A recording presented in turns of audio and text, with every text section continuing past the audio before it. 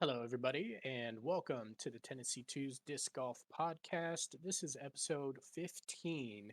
My name is Daniel Bacon. Across from me is my co host, Ethan Jenkins, and we got stuff and things to talk about. And we all know how much you guys love stuff and things and stuff. So we're going to just go ahead and dive right into it pretty quick. Today we'll be covering a recap of the Open at Belton, and then after that we're going to swing over into our preview of the Texas State Disc Golf Championship, which is this weekend. And then we're going to do a little preview at the end of my tournament this weekend, which is a sanctioned event. So it should be a good time. And thank you guys for tuning in. We appreciate it. If you are listening to this post produced on Apple, Spotify, or wherever you get your podcasts, just giving you a heads up, we do record this live on Facebook every Tuesday when possible, usually at 7 p.m. whenever we can. So if you guys are listening, but you want to get in on the action, give us your take, comment, ask questions, find us on Facebook, follow us, make sure you've got notifications turned on so you can come join us in the chat. With that, I'm going to hand it over to my co host Ethan real quick, and he's going to give us an intro to the Open at Belton. Yeah. Well, hello everybody.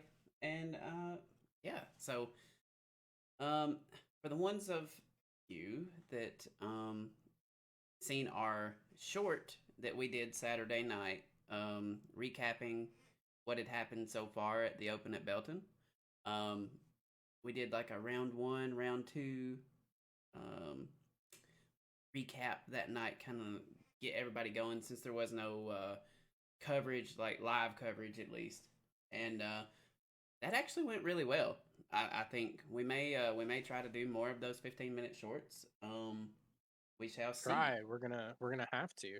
Yeah, I mean, We're actually gonna have to do one this week on um, we could do it whatever day, it doesn't really matter. right. But because the lines aren't going to be posted tonight before we log off, we're going to Yeah, have to do some hitting the line segment, which we'll talk a little bit more about later today. right. But we will definitely be doing one this week with that segment specifically involved and anything else we want to talk about. Yeah. All right. That sounds like a plan to me. And we'll go ahead and get it started. MPO, um, your top three is about as how would you say expected as it could be. Um, Coming in tied for second was Ricky Wysocki and Paul Macbeth at 22 under. And then you had Mr. Chris Dickerson taking it down, Tennessee's own, taking it down at 25 under. He really built a very good lead going in to round 3.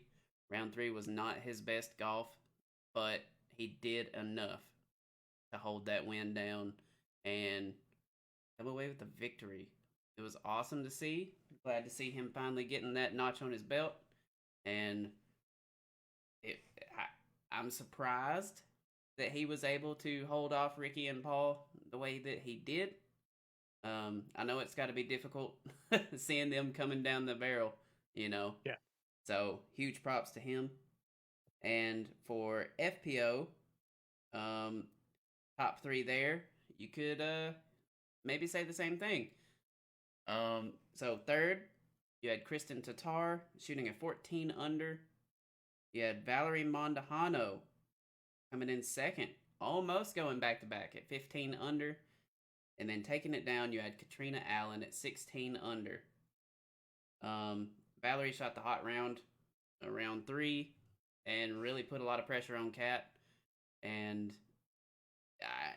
I would be shocked to say that a lot of people was well, not shocked to say, but a lot of people were rooting for Valerie.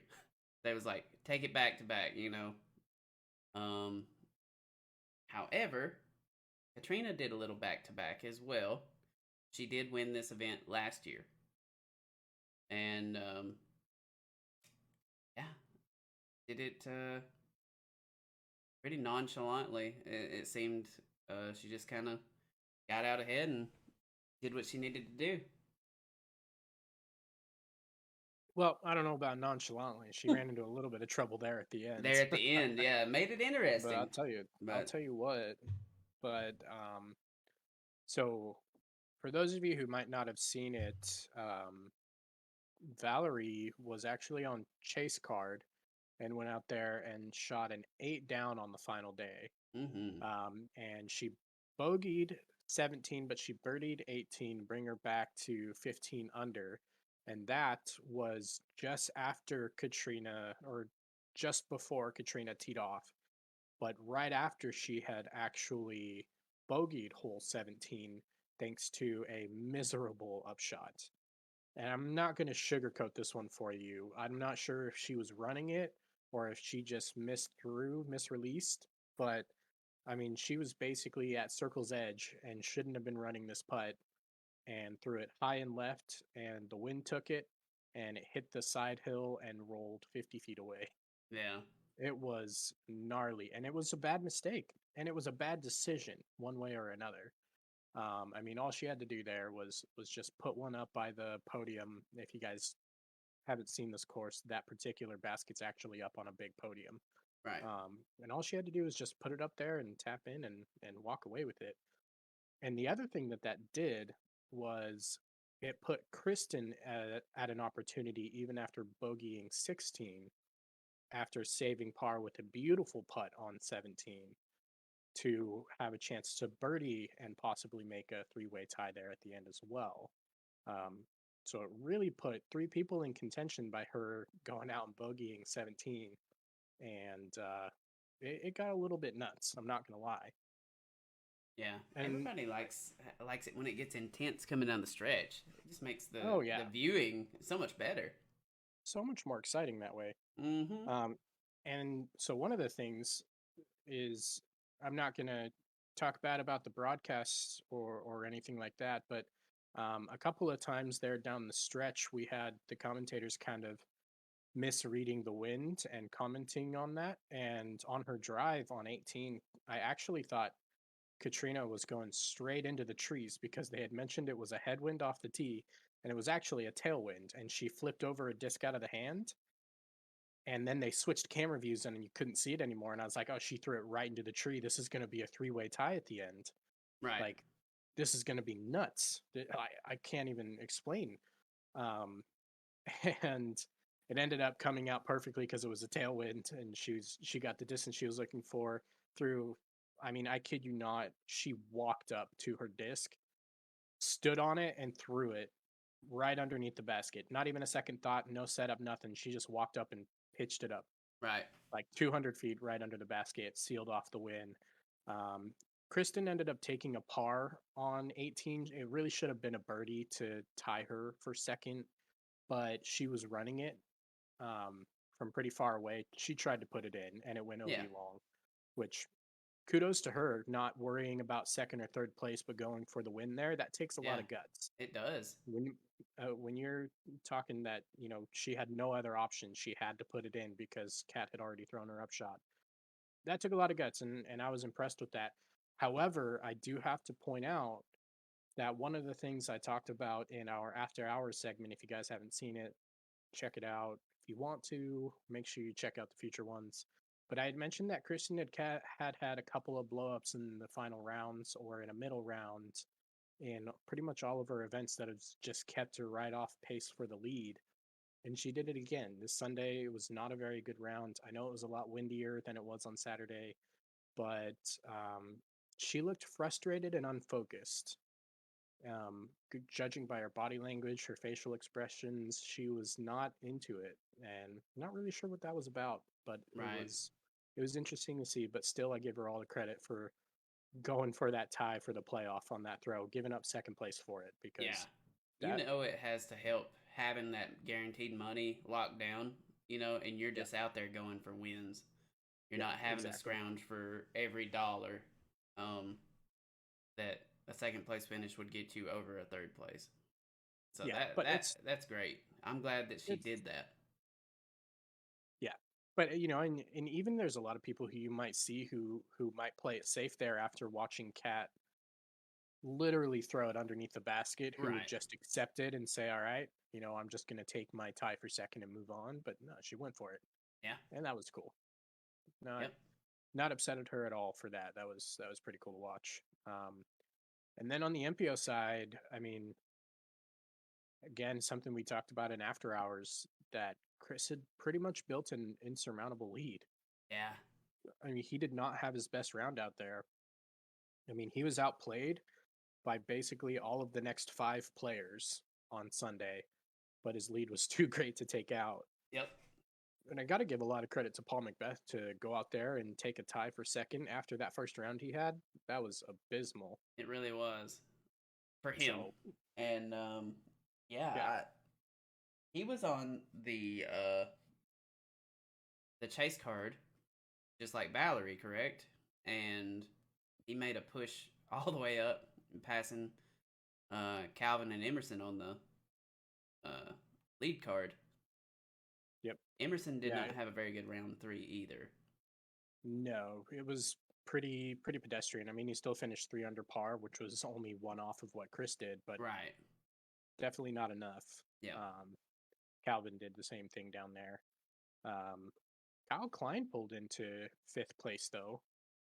He's is he not like the quiet one this year? Like we've seen, like he's placing in the top 10, placing in the top 15. He's pretty consistently there, but nobody's saying anything about him right now. It's no, and he hasn't done anything to wow us yet to begin No. with, so it's understandable. And it is what it is. Yeah. Kyle Klein's going to have a breakout event this year. I can almost guarantee it. So he's gonna be the focus of a conversation at least one podcast this year. I can promise you guys that. But it wasn't this one. Nico made a really good push on the final day as well, throwing an 8 down to tie Macbeth for the hot round of the day, and that put him just 1 stroke off of the tie for second as well. So yeah, Nico, he's playing well this year. Yeah, he's doing well. He is. Good to see. He's under all kinds of Twitter fire after Waco. Did you see that? I did not. What happened? Oh, so during one of the live broadcasts, he took 60 full seconds to line up his putt and actually throw it. And Nate Sexton literally, like, right as he was getting ready to throw, Nate Sexton said, "Look, we can go to a commercial break, or we could watch something else. We don't have to watch this all day." Right. It was just That's rough. That clip blew up on Twitter. It was so fun. I'm not gonna I did lie. not see it. Oh my Yeah. gosh. But, yeah, and it brought up the age-old conversation, like, should players be really calling each other out for this kind of stuff? And right. yeah, I think it's an interesting conversation, when you talk about that players have to call each other out for these types of faults as opposed to having like an impartial judge or somebody, because you don't want to create discord on the course. I don't feel like that's good for anybody. Right. And I feel like a lot of people feel that way. But at the same time, you can't take 60 seconds to putt, and it was a 20-footer. Yeah. That you need some kind of marshal out there saying, "Hey, pace of play, speed it up, let's go." And then that's it. There's your warning. If you can't abide by the rules, you start taking strokes. That's just the way it is. Yeah, I agree with that. But yeah, Chris Dickerson did not have his cleanest round of the weekend. But again, I mean, that lead was so big. So congrats to Chris. First win at Discraft, first win of the season. Yes, sir. It's big.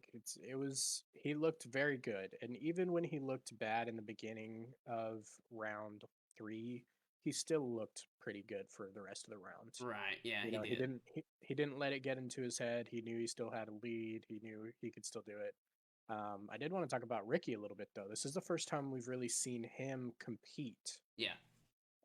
Be in the hunt, like that. Yeah. So first time we've really seen him compete since the signing. So that was pretty exciting.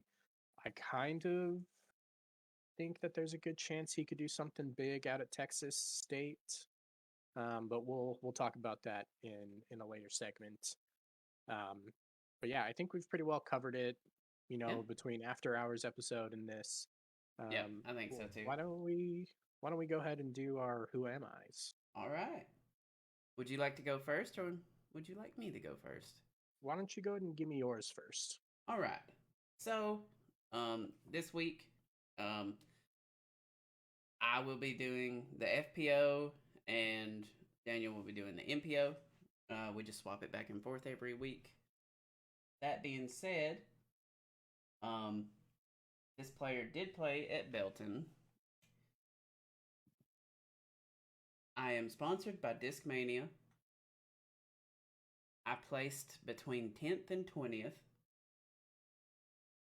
And my Circle 2 percentage was higher than my Circle 1 percentage. What were the percentages? 56% Circle 2 and 33% Circle 1. Who am I?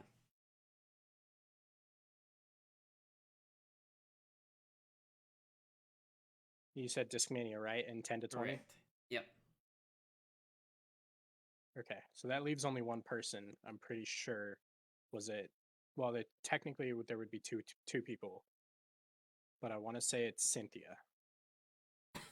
You got it right. However, there was 3 Discmania females that were back to back to back there.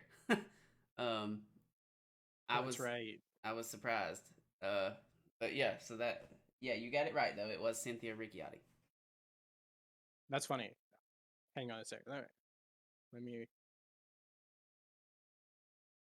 Oh, I didn't realize Ella placed 13th.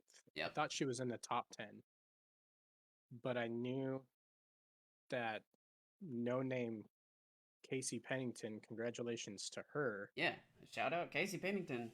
It's got to be a Texas local, right? Yes, from Spring, Texas. So the only reason I remembered her was because you mentioned, you were like, "Oh, I'm surprised that she got up there," and you'd have no idea who her name was. And I was like, "No, I'm pretty sure I know who you're talking about." Because I didn't know she was sponsored by Discmania until I looked at the stats yesterday, and I was like, "I didn't know she was on Discmania." Yep. That's surprising. Yeah. But I didn't realize that Ella placed top 10. So that could have gone real bad for me. Yep. I thought I had you there, but it's okay. You got it. You got me, Detective Bacon. I just have to say that this last week, if you guys listened or watched the episode last week, I tried to petition for half a point. Because the first time we did this, we had said 2 guesses because they're Tennessee 2s, and he didn't give me 2 guesses. He didn't give me the point. Nope. So because when I listened to it back, he said, he didn't know what I was gonna. No, he says that I was saying, and I was saying a name, but he didn't know what I was gonna say. It said you literally said Kyle Klein underneath. He has no idea. He has no idea what I was gonna say. He cut me off. Didn't even let me think about it. I will clip it. So I petitioned. I was turned down. I'm taking it to federal court. We're gonna get this figured out. Yep.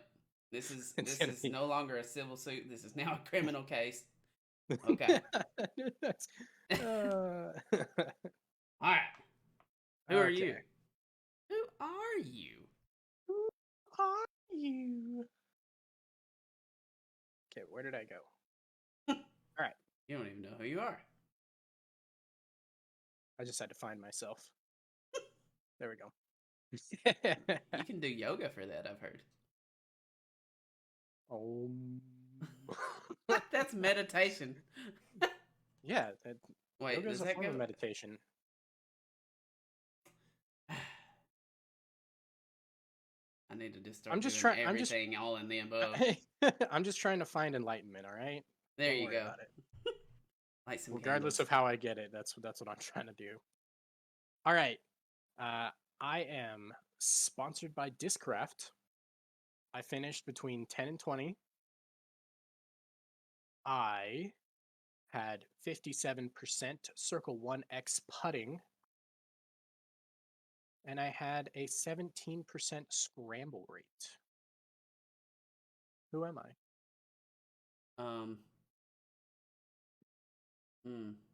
Discraft is hard because that's a lot of people. And specifically, I chose Discraft for a reason, because it's loaded. It's not just that; it's you literally had 1, 2, 3, 4, 4 Discraft players finish between 10 and 20. That is insane. The Circle 1 putting is like, it kind of knocks my two first thoughts out. It placed 114th in the tournament. And both of these players would not have done that I'm thinking of. However, they're the only two that I know of that placed in between the 10th and 20th slot. Plot twist. Splot twist. Yeah, splot twist. So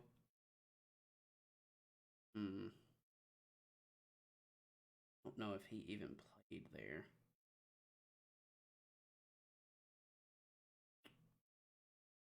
Can I ask if he played there? Because I don't remember seeing his name, but that sounds about right. Sure. So did Aaron Gossage play there? Yes, sir, he did. Okay. I am still gonna go with my other answer in Ezra Aderhold. It was Ezra. Let's go. Okay. So your 4 that placed was Gossage and Hamis, right? Yeah. Chandler tied for 10th, and I said between 10 and 20, which kind of narrowed him off for you. Oh, well, I was kind of trying to give you a little bit of a hint. I included him. Oh, well, so that was thinking 5. I was thinking 5 for you then. Yeah, I was thinking Chandler Fry and Adam Hamis, and I was like, that Circle 1 percentage is way higher with them. Yeah. So you had Gossage and Hamis that tied at 15 down, and then you had Brody and Ezra tied for 13 down. Yep. And I got it right. I think, yeah. Ezra was the only one who had that bad of a performance. Yeah. That was your stat. That just goes, sure. Yeah, that was what I had to cling on. But it just goes to show that he placed very well on driving. Oh, yeah. Because a 17% scramble rate, that means that he wasn't off of the fairway much. And he hit 32% of his Circle 2 putts as well, which placed 11th, and that helped a lot. Yeah, that does help. Especially when he was in Circle 2 72% of the time. Mm-hmm. When you can have that good of a stat from Circle 2, that kind of gave him a big push. Man, Discraft has got a team. Yeah. They really do. All right. Crazy. That keeps us tied then. Let's go. Nobody up, nobody down. Those were both very tricky, too. I'm proud of us. Oh, yeah. We did good. Yeah. Before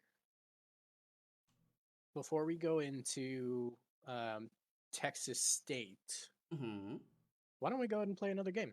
Yeah, we can go ahead and do the disc. Let's do it. The disc naming game. All right, I went last week. As far as having to guess the disc, and the way that I ended up having to do it was I got a final guess there at the end. The time had ran out, we do have a minute to do it, but if you do not get it done in the minute, we do award half a point for the final guess if it is correct. Yes. All right. So I will not let you or make you do the timer because that was stressful for me. The pure panic, man. Yeah. So you just let me know when you're ready. I have the disc right here, and we will go as soon as you say go. You just go ahead and say go, and I'll go. All right, and go. Discraft. No. Discmania. No. Innova. Yes. Okay. Mid-range. Yes. I didn't expect that. Overstable. No. Understable. No. Stable. It's just straight. Stable. And is this something from your bag or random? Random. It used to be in my bag. Mako 3? No. Good guess, though. I had to try. Trying to think of some. Is it something that I would find commonly as a DX everywhere? No. Okay. Then I'm probably not going to get it because I don't throw a whole lot of Innova mid-ranges.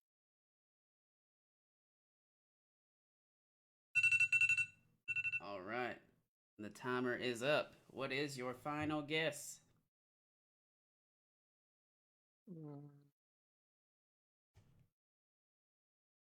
And can I ask one more question? Yes. Is it an overmold? Yes. The Atlas? Right. Okay. Yep. You got it. The Atlas. Nice. Aw, yeah. All right. I'll take my half a point for that. That was a hard one. Yep. That was the only reason I actually got that is because I did have one in my bag at one point in time. Yeah. Because I had two ways that I could go. I had two answers. It was either a rock/rock 3 or an Atlas. And so I needed that overmold question. Yeah, that one is it's the only overmold other than the Nova that they do, so. Yeah. When you said okay, that, well, I was like, that's, basically. He's got it. You got it. So, yeah. Half that a was point. Good. That was a really good guess, Johnny on the Rock. I knew it wasn't a shark only because I had asked if it comes in a DX commonly, and DX sharks you can buy basically everywhere. So that's why I was asking about the DX. Yeah. And chat, thank you for playing along. My chat on my broadcast on my stream elements is not working, so I'm having to use my phone, and it is not staying up. So, yeah. Oh, that's rough. Mm-hmm. I don't know why it's not working. Stream Elements has been having a lot of updates and bug fixes, and at least we're live. You know, you're just gonna have to start doing what I do and pulling it up from the live dashboard. Yeah, I feel like I'm probably gonna have to start doing that as well. It makes it so much, and it's so much easier to like interact. It is. It really is. Them and comment and stuff like that. Mm-hmm. I feel like. Yeah. All right. Agree. Well, all right. So let's we move on into yeah previewing Texas State. I do want to point out though, from the after hours, I had predicted that our top 3 for placing at Belton in the FPO was I had felt that we were going to see Kat, Kristen, and one of the Mandahanos in the top 3, and that is exactly what happened. So I'm proud of myself for that. And to be honest, you swung towards Valerie, even though she was tied for 8th at the time when we did that. And you said, I see her making a push up. And man, oh man, you called it. She made a push, I will tell you what. Yeah, and I had a feeling that one of them was going to, because they actually went into the final round tied. And I felt like one of them would go in. Did Dynamic get a steal? I feel like they got a steal. I don't even think it was a steal. It's just a plain good business move when push comes to shove. It really was. Yeah. She's such a great player. I think we'll be seeing her in contention a A lot lot. now that she's got that win under her belt. Yeah. It's out of the way. You know, I, I it's still I still hold to my Daniels drama take from last week though. yeah, Not gonna lie. Still holding to it. Which if she had won this weekend, I still would have been in the clear. yeah, Because it was a silver series, not an elite or major. yep. She'll prove you So wrong next week. okay, well, good luck. Because let me tell you what, if you guys have never seen it before, the Texas State Disc Golf Championship course in Tyler, Texas is a doozy.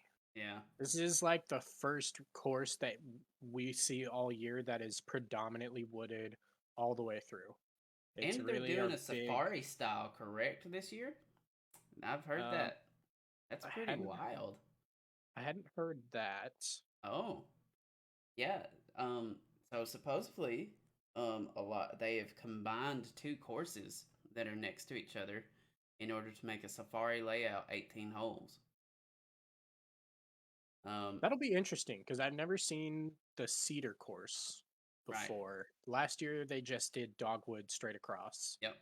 Um, so that will be interesting. Yeah. Really will be. Because it's basically like they're coming in to a new course now. Yep. So you can't really go off of relevance to last year. No, and that probably means that they're going to have some more open courses because Dogwood is the all woods, Yeah. 100%. It's woods from front to back, and I'm assuming the red course probably has some more open holes. I'm seeing here there's a couple of par fours that reach the 800-foot mark for the MPO side. Yep. So those are probably at the very least nice wide tunnels, if not completely open. Yep. I'd probably have to look at some pictures, but that'll be exciting. Yeah, I'm excited That'll to see the be coverage to see how they done the safari layout. This is interestingly enough. the first Actually, one. ooh. Oh. So if you go to UDisc, you can actually click on the layout for Texas State MPO, Oh, nice. um, and it shows you the entire layout for MPO, the actual hole maps. So that's cool. So yeah, so you've got half of the Dogwood and half of the Cedar course there. And so all the Cedar course is built around like the sports complex that they have there. So they're going to be big, wide open holes, a lot of bombs. It looks like people are going to be able to throw as long as the wind's down. I'm going to pull up the weather here in a minute, see what kind of weather they're expecting on Friday. Right. Because I'll tell you what, Texas has been a windy one this year.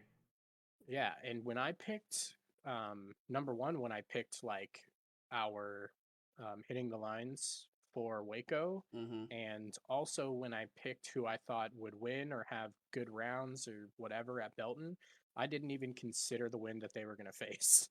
No, I Like didn't I either. I didn't think about it, and that was a huge mistake for you. And we'll talk about that in a little while. Yay. um, but yeah, so they've got half the course out in the open, half the course is in the woods. So that should be really exciting.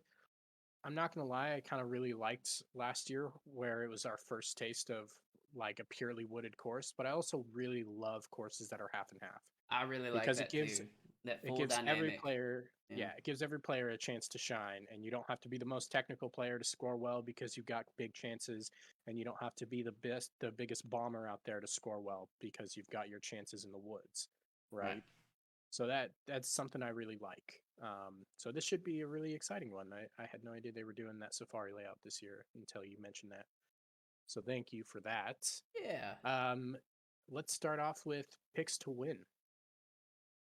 All right. So, have you noticed also one thing to mention is this will be Maddio's first Pro Tour stop.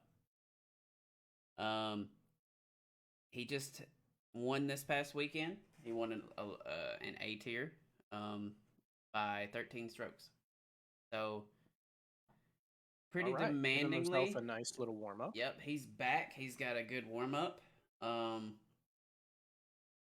Evidently that appendix is gone and it's healed up. It seems like it, at least. Um, Right. However, I don't think he will be the one that I picked to win.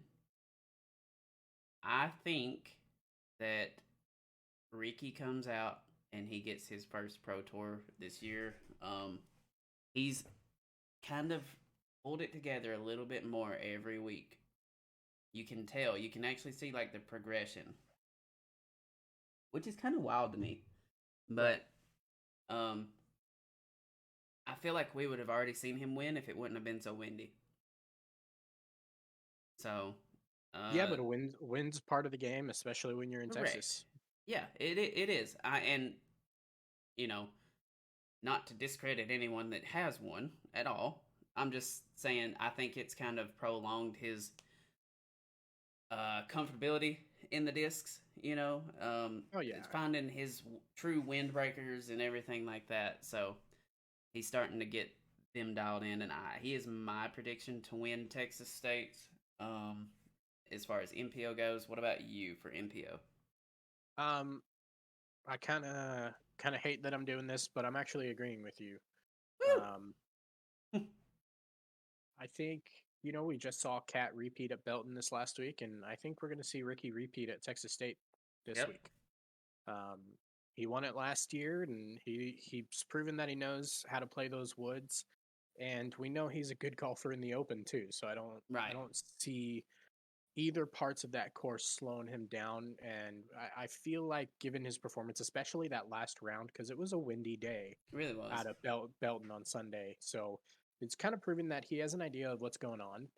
Um, and I think he's ready to go down and take his first event of the year. Um, you know, it'll be interesting to see how Paul Macbeth reacts. I still feel like he's on a out for blood tour this year. Mm-hmm. Um, and coming up short, especially after that first round at Belton, if he comes back with an extra little bit of fire underneath him for this event, I think he's going to, at the very least, be chasing Ricky, if not tied or even leading Ricky going into the final round. But I think Rick's going to take this one home. All right. What about FPO? Um, FPO Paige won this last year. We have not seen Paige. We really haven't seen Paige do a whole lot. Um, Wait, last year? yes. Uh-uh. Who won it last year then? Haley King. Haley King. Oh, it was a national tour last year. Yep, Sure you're right. was. Haley King won it. Okay, yep, that's my bad. Um, Yeah, well, Paige actually finished over par down. She missed top 10. this was her worst event then last year. This was the one that they were talking. Okay, I had them confused.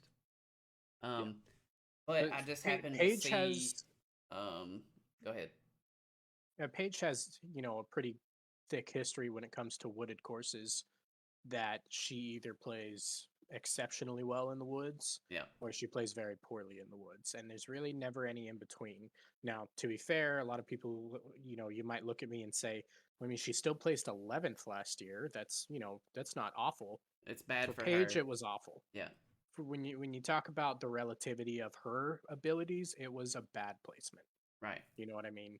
So for her, in my opinion, it's all about how she goes out that first day, and if she can avoid any of the big tree kicks in the woods. I think it plays a lot more to her strengths having that safari style from what I saw Mm-hmm. in this layout. But yeah, now knowing that Haley King won it last year, does that change your pick at all? Well, I wasn't gonna pick Paige anyways, No, but just knowing that information. no, no, it doesn't change it at all. Um, but what I was getting to was like that we haven't really seen Paige be as productive this year so far. Right. On the flip side, you know, because it was kind of one of those things where the Europeans are coming, and they might not be the talk of the town, and everybody kind of wrote off Cat. They was like, it'll be Paige and the Europeans, but nobody was talking about Cat. Well, guess who's been relevant, and guess who's been winning, and guess who's been at the top every time? Katrina Allen. and I think that she's going to continue her run of dominance. That is my pick. Uh, I Right? I really like this year's cat.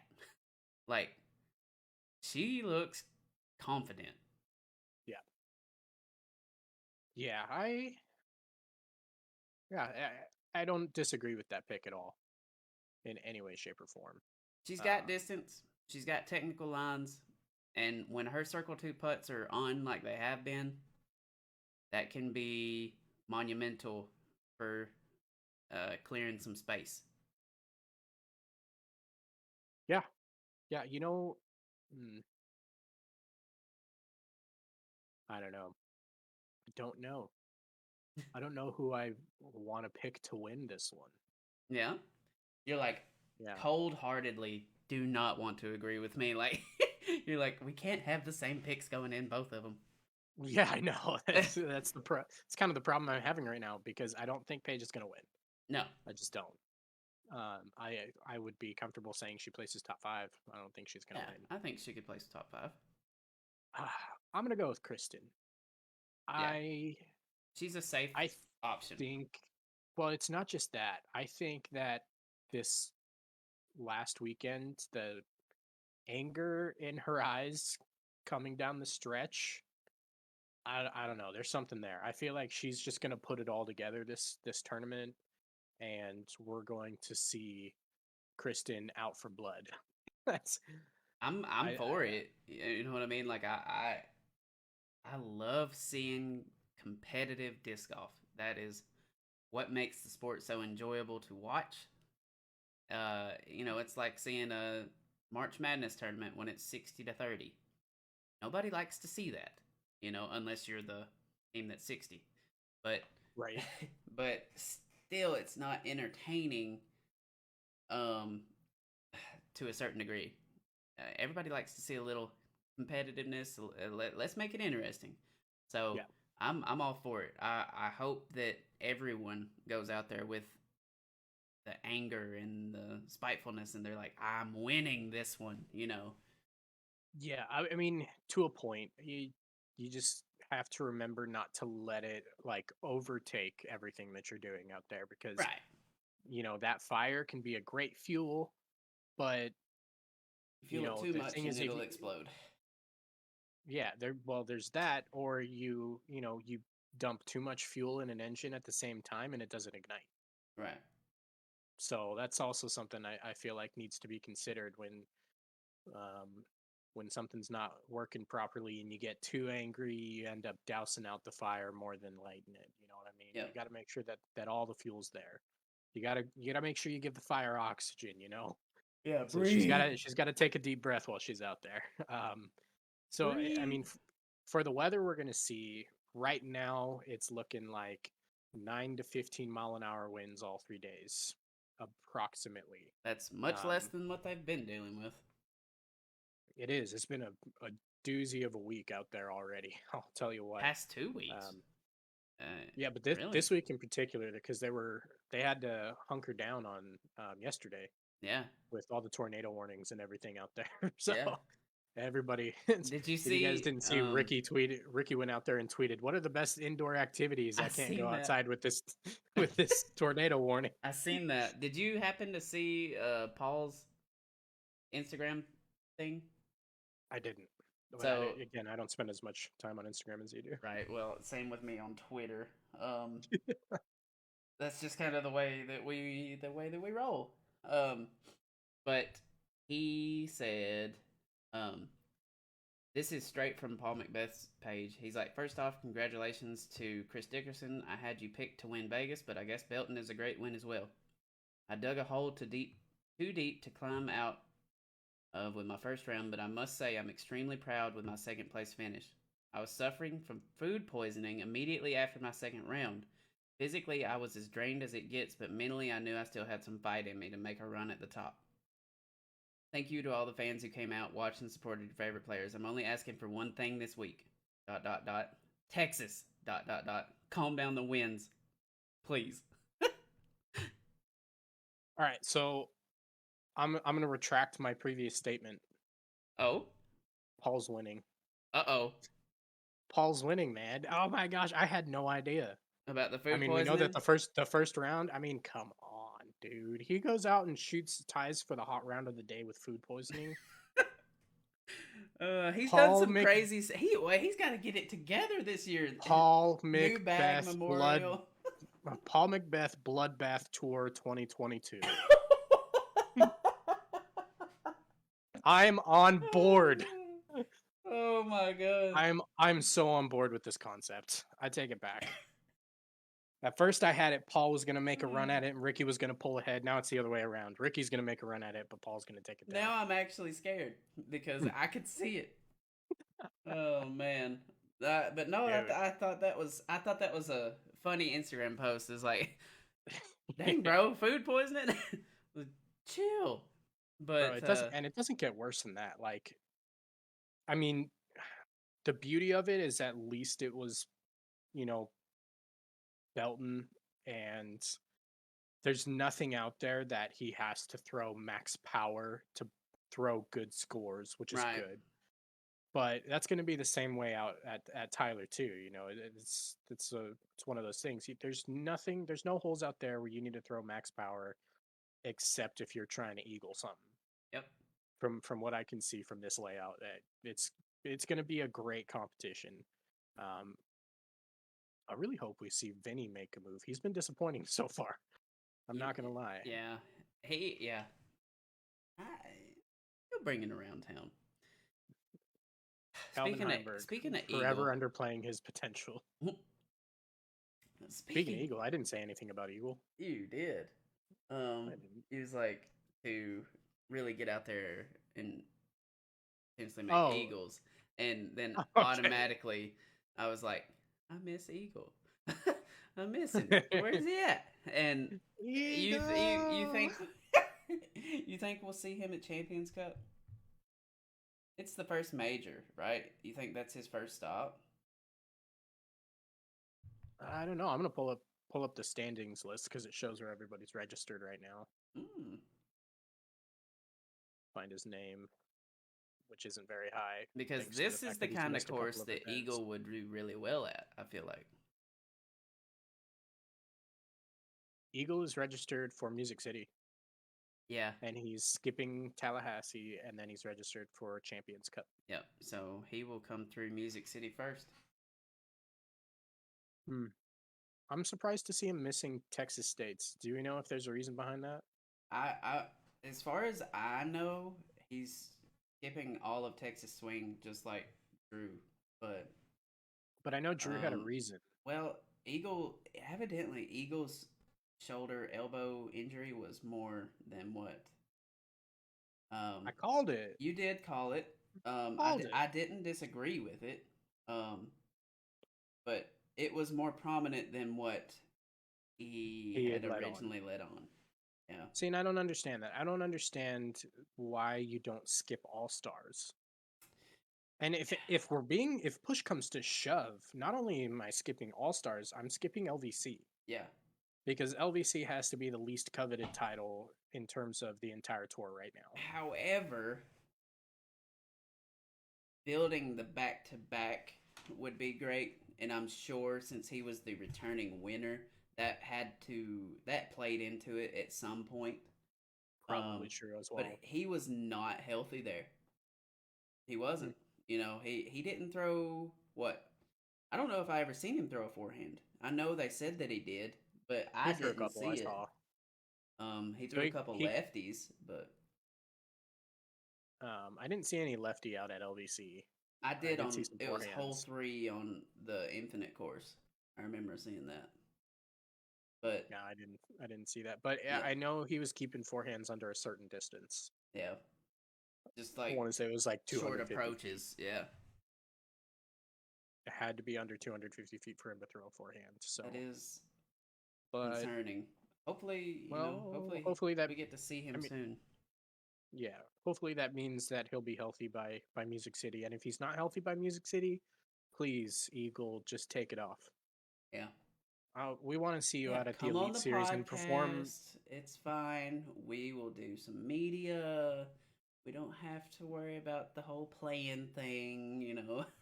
Yeah, we don't need you stressing out any injuries at a Silver Series event this year. All right, No, just do saying. it strictly all for Champions Cup.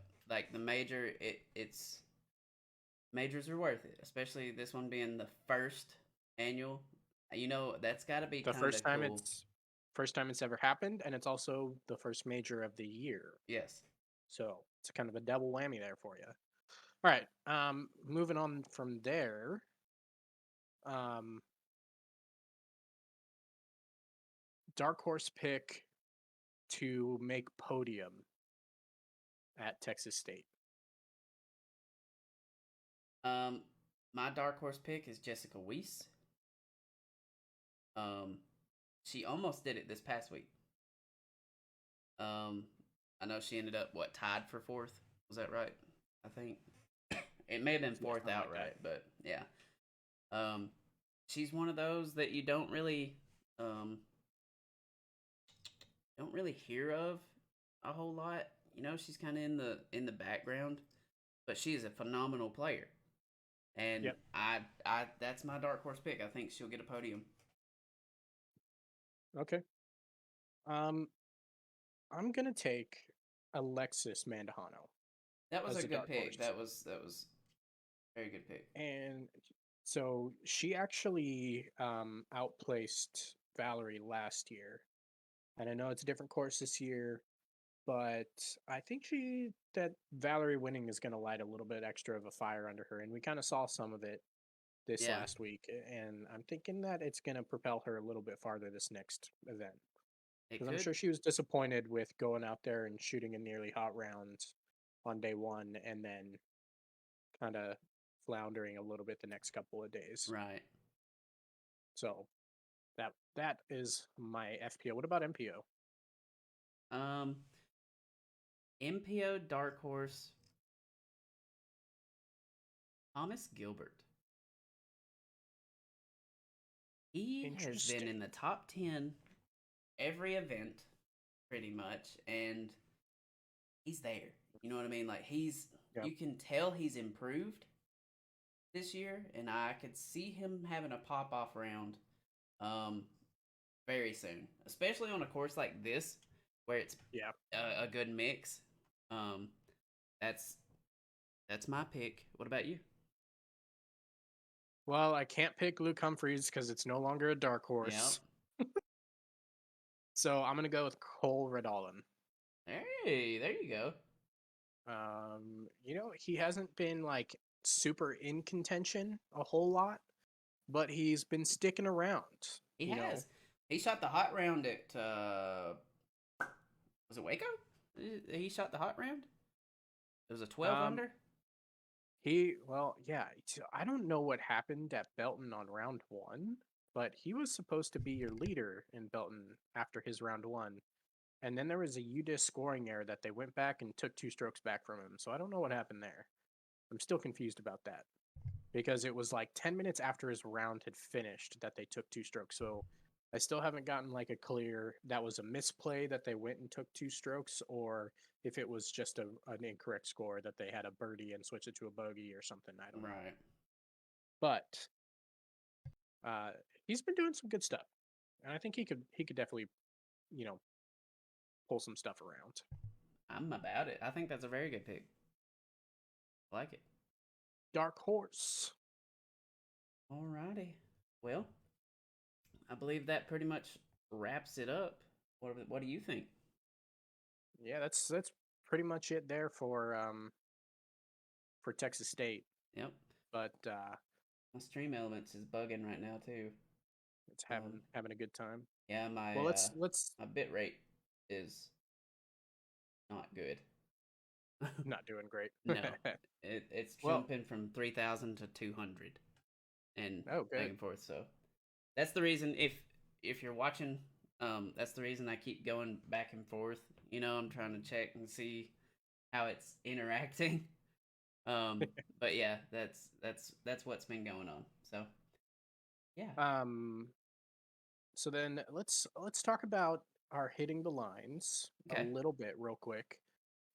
First of all, shout out to Hitting the Lines podcast. I've reached out to them. They have agreed to let me officially name the segment Hitting the Lines. And all they asked for in payment in return was that we give them a shout out. And we've also invited them to hang out with us on the podcast a couple times throughout the year.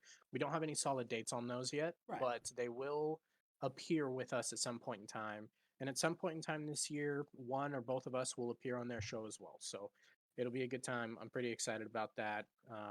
Thank you so much for letting us use the name for the segment. Absolutely. And if you guys have not heard of them yet, Hitting the Lines podcast is a disc golf betting lines podcast, and they primarily specialize in Prize Picks, the company, who does pretty much the best lines that we have available in the sport currently. Yep. We don't have any lines available this week, like I had talked about. I'm checking right now. There's nothing fresh. I didn't expect there to be because the event doesn't start until Friday. Yeah, But usually that means Wednesday or Thursday before we get the lines. Yeah, usually. And Casey, I am offended right now. I think I'm pretty cute and gray. But yeah, so I'm going to recap real quick because we didn't do our recap last week of Waco and the points totals as they stand. So let me pull those up real quick. We had Ricky hitting 57 as the line. You picked him to hit.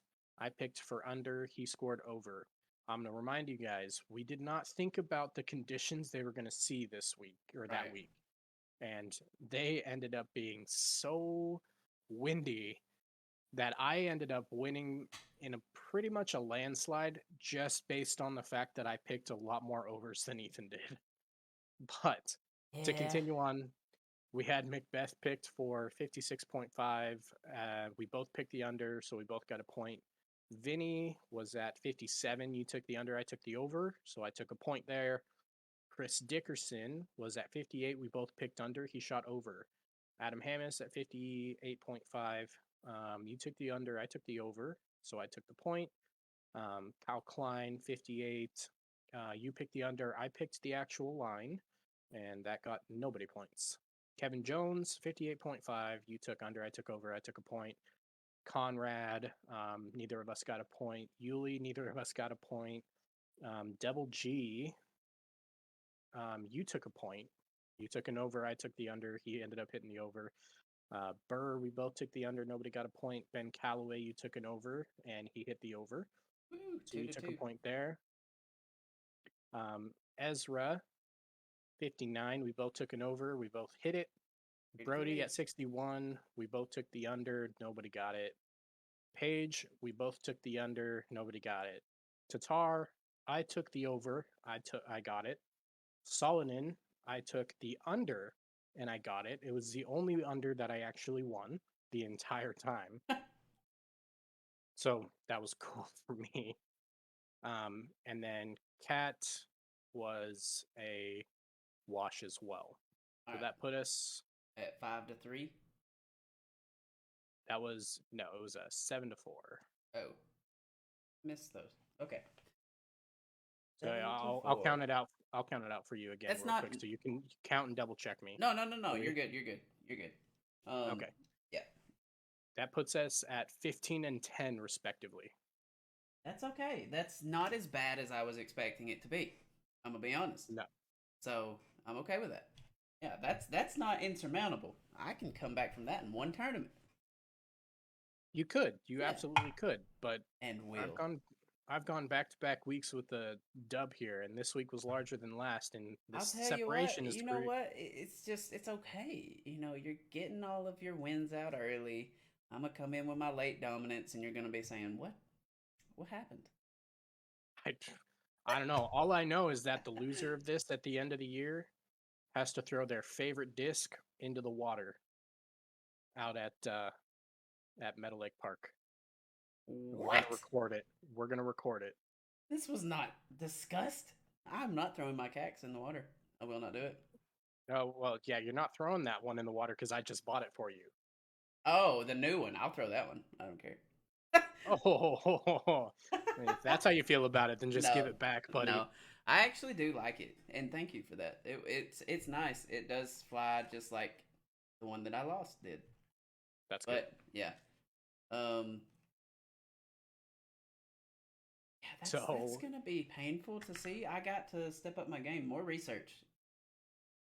yeah, you're gonna have to step it up because I'll tell you, nobody wants to throw their favorite disc in the water, but No, that's what we're gonna do. that I makes have de- stakes higher. That means I have decided arbitrarily. I mean, I we were gonna put a bet on it anyways, and yeah. the bets for this one was either I get to or one of us gets to draw whatever we want on each other's favorite disc, or we just get to watch it go bye bye into the middle of the lake. And we have to cross out the phone number so nobody can call you back and give it. All right. I'm gonna get a stamp made for every single one of my discs that can't be crossed out. Oh my gosh, I'm bringing a Sharpie that day and I'm going to completely cover it. That stamp will no longer exist when he throws it into the water. All right. Okay. That's all I'm saying. Yeah, well, That's we all I'm saying. The only thing that I will say can be off limits is anything that we've had exclusively died specifically. I'm not right. making you throw like your Sharingan or anything out there, you know Yeah. what I mean? Well, that's not my But favorite anyways, but I do love it. still, yeah. I'm not that's it. So that's what's at stake. But don't worry. We've got a lot of time. A We lot of do. time. We have plenty of time. For all we know, your Cax might not even be your favorite disc anymore by that point in It time. might not be. You never know. Yeah. You never know. Um, so just giving you guys a heads up. Obviously, the lines aren't posted right now, so we're not going to do that segment currently. Um, we will be doing that segment in an after hours this week, some point in time. I'm not sure what day we're going to do it. We might do it on Thursday night to do the first round lines. We might do it on Saturday night and pick based specifically off the Sunday lines Yeah. and post it for you. But we will have an episode this week that'll hold our hitting the lines segment in terms of our fresh picks. I like it. Like it a lot. Cut the disc. Oh. No, it's much better to watch him throw it into the water. I think. Yeah, to make me or you, because I'm not saying that I'm losing, okay, but to make to make each other have to throw their own disc in the water is Yeah, I'm not going to throw it for him. He's going to throw his own right. disc. I'm Yeah, just no, telling you right now. it's like I have to do this, and it's the last flight. You know what I mean? The last Yeah, goodbye. we're gonna get two camera angles of this and put them side by side. One of his face as he watches it go in the water, and one from behind him watching it go into the water. He says him as it's gonna be me. No, it's you. It's you. He says that now. He says that now. All right. Let's see. We have two more quick things to go over today. One, the last big thing right now is going to be Tale of the Tapes, and this one's going to be interesting. And I can almost guarantee that there's no way you know what I'm talking about, but I'm going to give it a go and Okay. just give you a number here and see if you can figure out what it is. All right. Wait, hold on. Pulled up the wrong one.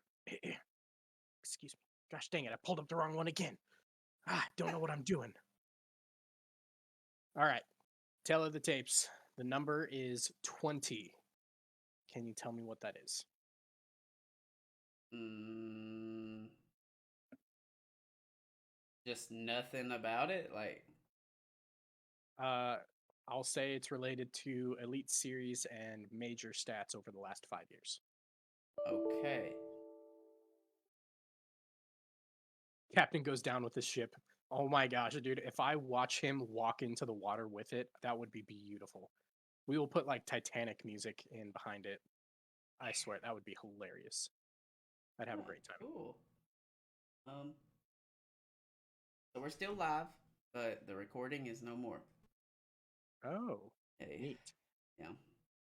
But okay. Well, 20 means that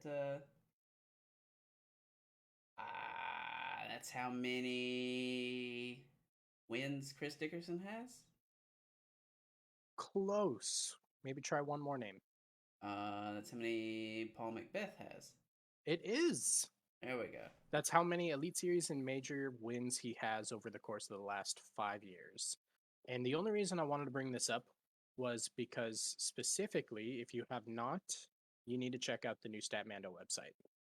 It is amazing. I remember, you know, in one of the first couple of episodes, I had talked about how excited I was that someday soon we were going to start getting sortable stats. Yeah. And Statmando has made the first big push. They literally created an entire section in their website now called the Stat Zone, and it's just weird stats. I'll go through a couple with you. One of them is a battle count, unique players beaten. Like, how cool of a stat is that? That Can is you guess cool. who has the most unique players beaten? I mean, it would be hard to not say Paul, but yeah. It is a Paul, but it's not the Paul you're thinking of. Paul Ulibarri? Yeah. Okay. Paul Ulibarri has beaten 5,868 unique players in his career. And that is not, that doesn't have any like specific to, Yeah, it could be A tiers, B tiers, C tiers. yeah, That's cool. there's no like discrimination there. It's literally just how many unique players. The second Yeah. place is Dave Feldberg Okay. with 5,729. Uli. Can you?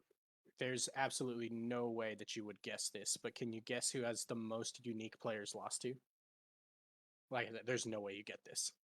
Can I ask one question? Sure. Are they on tour right now? I don't believe so. Okay.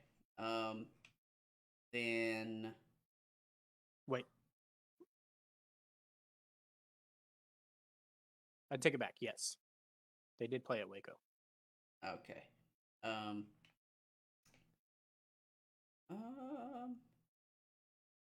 MPO, correct?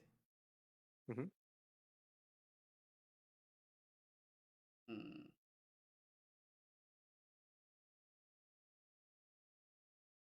I cannot explain to you how impressed I'd be if you got it. I'm trying. Thinking. I'm digging deep into my brain wrinkles. Um.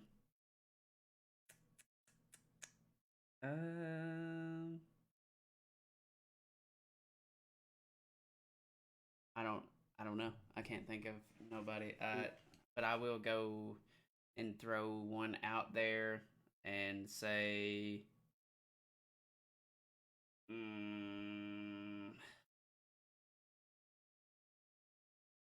right. I'll do Scott Stokely. I know he's on tour right now, but I was trying to think of somebody. It's Lance Brown. Oh, okay. Like I said, I would be amazed if you got that. Second place is AJ Risley. Third place is Greg Barsby. And all of them are 1,302 players, 1,076 and 1,053 respectively. That is wild. That is a wild stat. Just, tail of the tape, nothing crazy, no reasons why anybody won or lost this week. I just really wanted to shout out Statmando and this new website they've got going. I know it's been live for a couple of weeks and most of you have probably already seen it. But if you haven't had the time to dive into it and look at some of these weird stats, do it. It is a great time. There's so much cool stuff on this website right now. Absolutely awesome. Really proud of what Statmando is doing and where they're taking statistics in disc golf. That's awesome. That is awesome. All right. Well, I have a tournament this weekend. Yes, you do. So do we. And we had one last weekend as well. Yeah. Is yours a doubles tournament again? Yep. It is. Okay. It is. Well, mine counts for more because mine's sanctioned. Yeah. Wink, wink. Actually, this last one was too. Okay. Was it? It was. Was it a doubles tournament? It was. Ratings and all. Okay. Yeah. This one, this weekend is not. No. But last weekend, I didn't think yes, that they. It was. I didn't think they still sanctioned doubles tournaments like that. Yep, they do. How do you get an accurate rating from that? They just do it off of round rating, basically. Oh, that's kind of dumb. Because of it's the reason they can do it is because it's not best shot. It was alternate shot. Mm. But yeah, with best shot, that would be so fudged. Yeah. Yeah, it really would be. Yeah, but yeah. Well, anyways, so I've got a tournament. It's the first sanctioned tournament I played in a little while. It is the Meltdown Challenge in Oak Ridge, Tennessee. I don't think that I've really got a super great chance at going out there and winning this tournament, but I do think I've got an opportunity to possibly take top 5. It's one of only 2 courses in Tennessee that I've scored in a 1,000 rated round before, an estimated 1,000 rated round. And the weather conditions look like they could be pretty decent this weekend, which would be the first time that's happened for any one of my tournaments this year so far. I'm ready to play a tournament where it's actually normal. I don't know what to do anymore.